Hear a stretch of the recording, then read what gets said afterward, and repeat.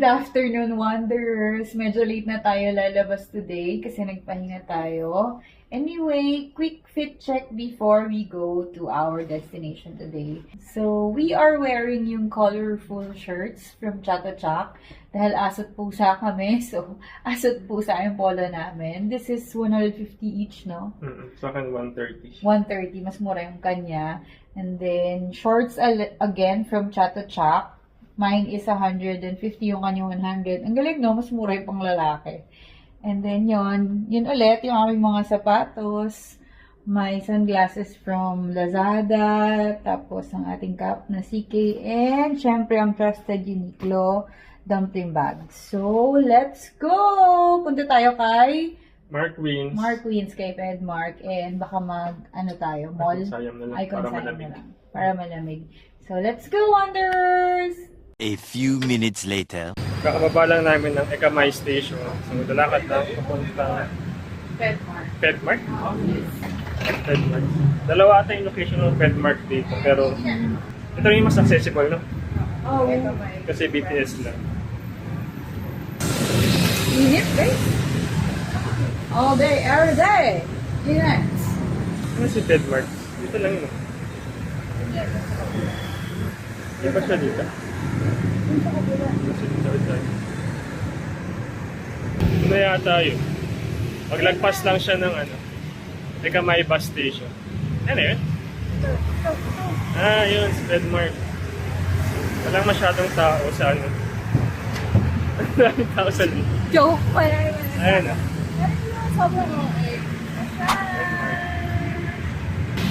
So, as a fan of Mark Wins since 2016, syempre pupunta tayo dito.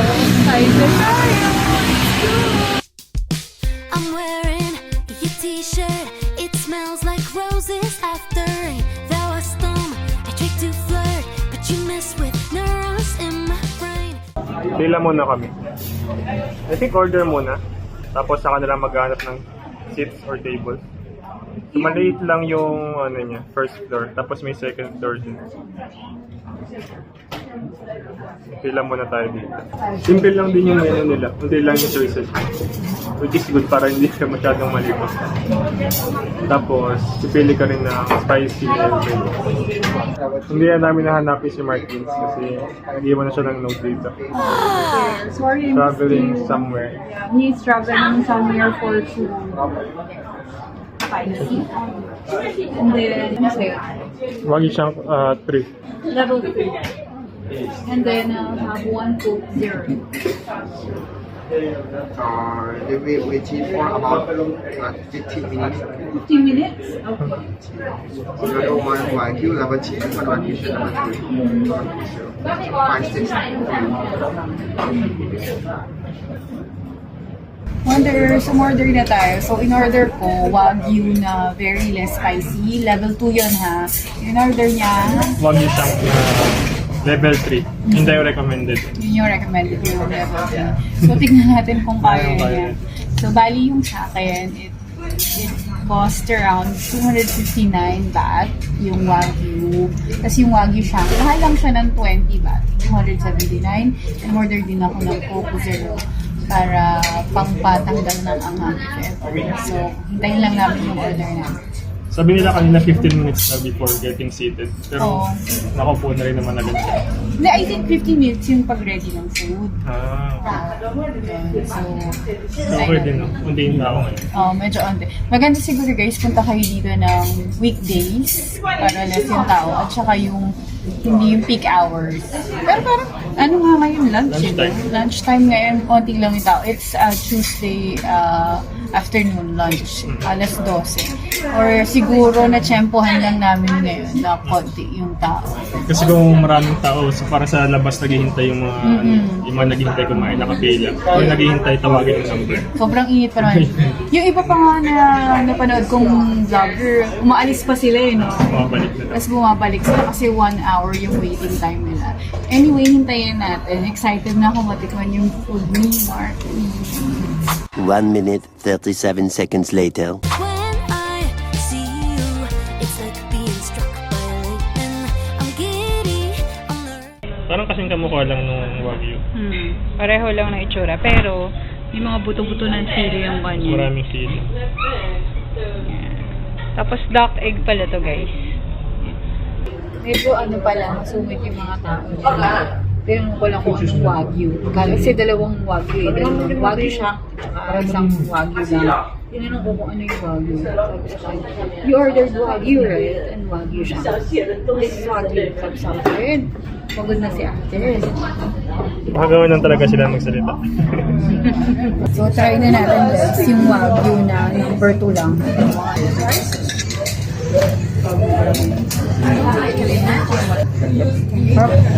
Lambot. Sakto yung templa. Sakto yung anghang.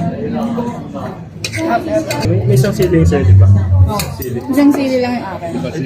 Yung siling ano, Siya yung nakadepende yung spicy level sa So pag no spicy, Walang or sili. wala. Pag number 2, may isang sili. Eh sa akin dalawa yung sili.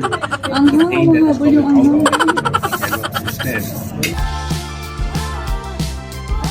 Yeah, I have read all about it.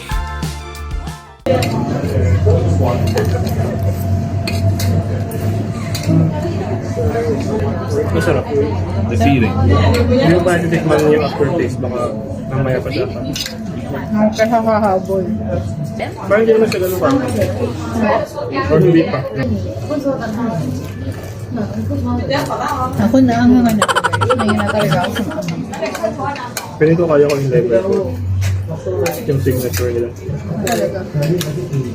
Signature pa yun. Pero yung recommended ako for signature. Baka yun yung usual na spice level ng markets. Pang guys. Iiyak na ako. Parang mga after a few bites. Nag-kick ko na yung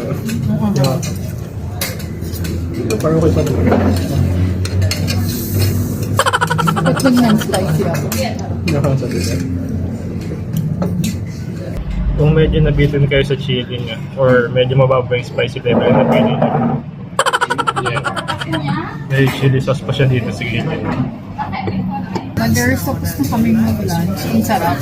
Pero sinipon ako. Level 1 lang. Ay, level 2 lang yun, no? Hindi ko alam kung nagkapalit kami ng ang hangin ko or talagang mahina lang talaga ako sa ang anghang. It makes no sense. Masarap naman ito. Masarap siya. Pero nothing special. Nothing special. Parang pupunta ka dito for the experience na nakakain ka sa restaurant ni Marshall. No, but Pero kung babalik-balikan, hindi siguro. Hindi siguro. Babalik siguro kung gusto mong i-challenge yung sarili mo for a higher Yeah. price level. Pero for the taste, siguro sakto lang. I'll give it 6 for 10. Ganon. Sakto lang. Masarap naman. Decent meal. Yes. Pero medyo mahal. Mahal siya talaga. Kasi Medyo pricey siya compared sa compared iba. sa iba. So, ayun lang. Punta na tayo sa Palabig muna tayo. Panamig tayo. Sobrang init din dito. Let's go. A few moments later.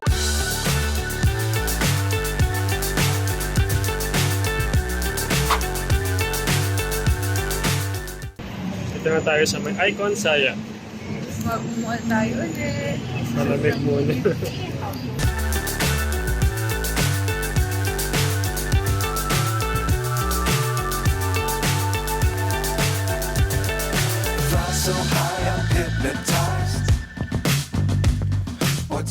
Start tayo dito sa may 6th floor. Ito yung parang entertainment area nila. Tsaka may mga kainan din. Hindi natin pa anong meron. Is down, what's left is right. Chasing stars and holding you. Guys, kung sa Japan maraming mga vendo na mga inumin ng food dito sa Thailand, so sobrang hilig nila sa toys. Diba? So convenient. Pwede ka na lang bumili dyan. Kaya kung bumili sa Kappan. Dito, ay no, space one. Meron sila ditong parang waterfall show. Parang yung sa may Jewel sa Singapore. Ito yung schedule niya. So, 12 to 2. Tapos may break siya and then 5 to 8 naman. So, pag Friday to Sunday, 11 to 8 siya. Tingnan na lang natin kung maaabotan natin later. I can't see the end, but we'll see it through.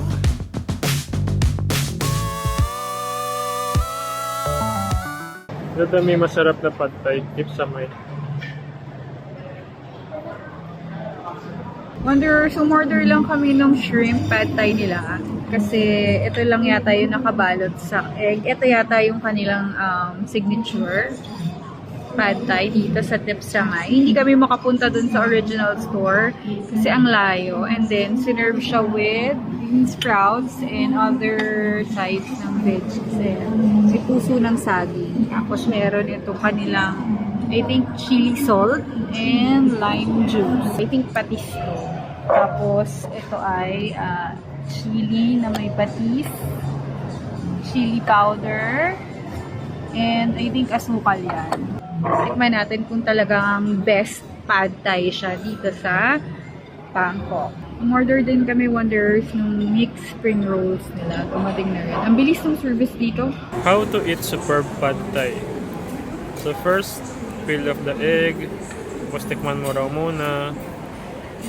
Then add chive, bean sprout, banana blossom. Then mix together. Then eat.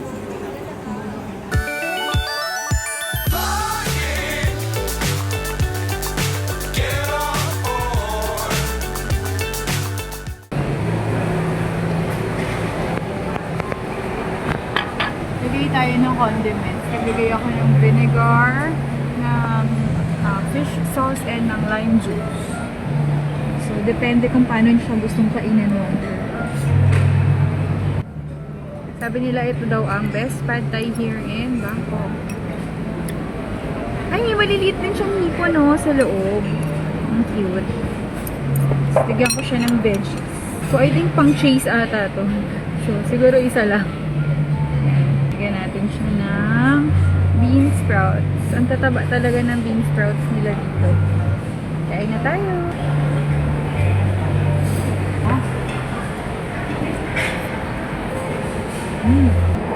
Sarap. Sarap niya, Wonders. Lasang-lasang na yung seafood. Manamis-namis na maasim-asim. Siguro kasi galing din sa lime juice. Pero yung timpla niya mismo, manamis-namis na siya. Ang sarap. Maglagay din tayo ng mani. We're smiling on top of the world. May natin spring rolls.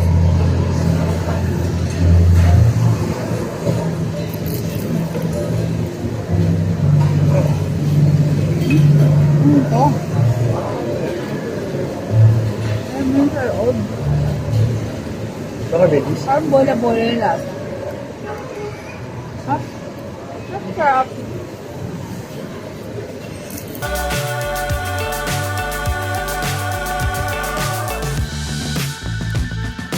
Dangerous times, don't fly too high.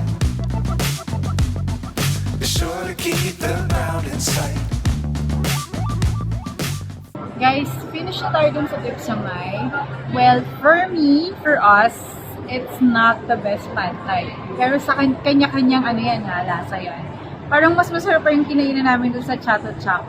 Pero okay naman siya. It's a decent pad thai. Okay naman siya din. Okay din yung price kasi kakaiba siya, nakabalot siya sa egg. Ganon, may something special siguro, kaya ganon. But sa lasa, siguro ganon lang din, 6, 7 out of 10. Pero depende yan sa panlasa nyo. So, kung gusto nyo, try nyo pa rin siya kasi recommended siya kapag pupunta kayo dito sa Bangkok. Sabi nila, number 1 pad thai daw siya. Pero for us, okay lang. It's okay. Fly forever if you keep it tight. Sa 7th floor naman, meron silang Starbucks Reserve. Malaki siya. Tapos parang maganda siguro kumain dun sa labas or mag-coffee. Kasi parang may may veranda. Tapos view mo is yung Chao Phraya River. Meron din yung 2nd floor tong Starbucks nila. Akad ka nga lang dyan. Stairs.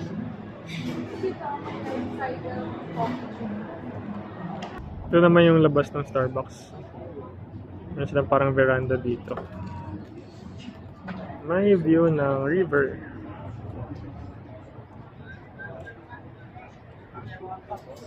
Love the world, but keep the sky on your mind. Get on board. We're smiling on top of the world. Flying. Get on board. Ganda nung mall. No? Ang laki siya, tapos maraming high-end shops. Pero syempre, di muna tayo bibili. Wala tayong budget for today.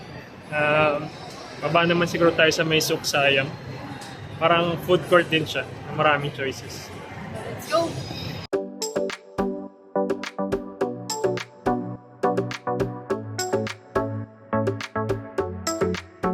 So, Tusok parang isang malaking food court. Tapos may mga shops din sa gitna, saka sa tabi. Tapos parang may different region siya. May Southeast region, Central region.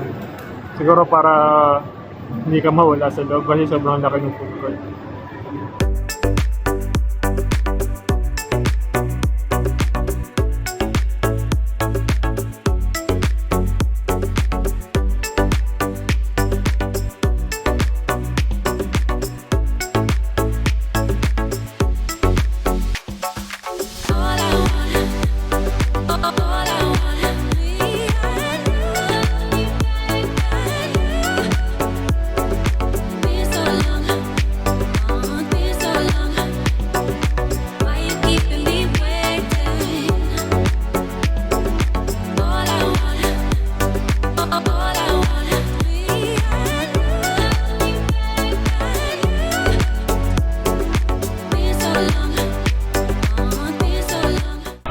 Cute, makulay siya. Tapos may coconut ice cream. Yes, this is 150 baht.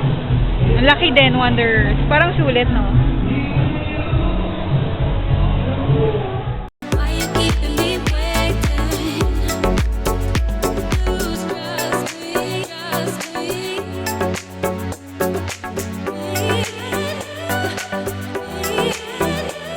Lose trust me, trust me. Sarap ng coconut ice cream na yan. May chunks ng coconut. Sarap! Parang mas masarap na kasi kami din. Sulit din. Pag bumibili pala kami ng mango sticky rice, nagpapaslice kami ng fresh na. Oo, pinapagawa namin. Pwede, can you make it fresh? Kahit nababanas na sila. Si ate kanina, pakamot na lang. Pero kasi, gusto ko kasi fresh yung mangga. So, okay lang naman yun, guys. Wala namang masama dun. You can request for a fresh batch. Kasi, it's your right as a customer. Para safe na rin kung may sensitive. Oo. Pero, parang gusto kong mag-uwi. Tingnan natin kung makakapag-uwi tayo. Few inches later. Labas na kami ng Icon Siam. Isa may river na park. Para may park sila dito. May mga dito, mga display dyan. Depende sa season. Ang ganda talaga ng mga malls nila dito, Wanderers. Parang every mall may concept. Tapos, every train station may mall. So, sobrang init siguro. Ayan yung Icon Siam. Tapos ito yung river. Dito naman may fountain show dito, parang yung sa Okada. Pero mamayang gabi pa. Fountain and light show. Just then. Bali, ito yung pinunta namin dito sa may Central World, Pop Mart ulit. Pero this time, di naman kami bibili. Bali, mag-replace na kami ng item kasi nung in-unbox namin yung isa, kulang, may missing piece. Buti na lang, na-record namin yung unboxing. So, try natin paano magpapalit. Ayun, Wanderers, napapalit natin siya. Binigyan tayo ng bago na random ulit, ganyan. Bubuksan natin siya ulit, parang bago siya ulit. Tapos kinuha lang yung phone number ko, yung pangalan ko, and sinend lang namin sa kanila yung video. So parang i-validate lang nila kung totoo yung sinasabi ko. And okay naman kasi pinalitan naman nila. And I think pwede siya within 7 days ng purchase nyo. So kung ako sa inyo, tip ko lang ha, kung mag-unbox kayo sa ibang bansa ng mga Pop Mart items nyo, videohan nyo para safe. Kasi marami ako napapanood ng yung mga kulang na pieces talaga. So mas okay na videohan nyo para may proof kayo. Siyempre, kailangan bumili ng pabagong souvenir. Sa Donut Shop.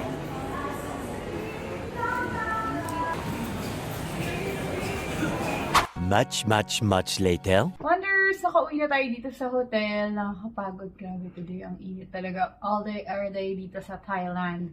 Anyway, buksan na natin to. Ito yung napapalit natin. Same Baby Molly na ganito, blind box. Tapos, tignan natin kung kompleto na. So, hindi ulit natin alam kung ano makukuha natin. Sana makuha natin si Bear Hug or yung Secret or yung meron akong gusto dito eh. So, ayan ha. Sealed yan ha. Buksan natin siya. Pinalitan naman nila eh.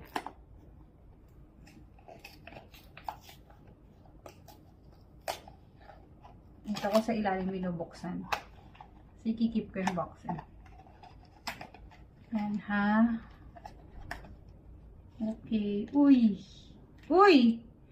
May pusa. Parang alam ko na kung ano to. Free hugs. Ayun na nga. Si Free Hug. A free hug ang ating nakuha. Ito siya. So, tingnan natin. Meron na siyang accessory ngayon. And, yan. Buksan natin. Cute! Oh my gosh! Look at her! She's so cute. So, eto na siya. Iba yung nakuha natin. Tapos, meron siyang pusa. Ganyan. Yan. Share ko na lang sa inyo yung collections ko kapag uwi natin ng Pilipinas. And that's it for today's video. Thank you guys for watching. At kung nag-enjoy kayo, please do subscribe to our channel. Give us a thumbs up and hit that bell for more of our adventures and misadventures as we discover and wander Bangkok. Good night!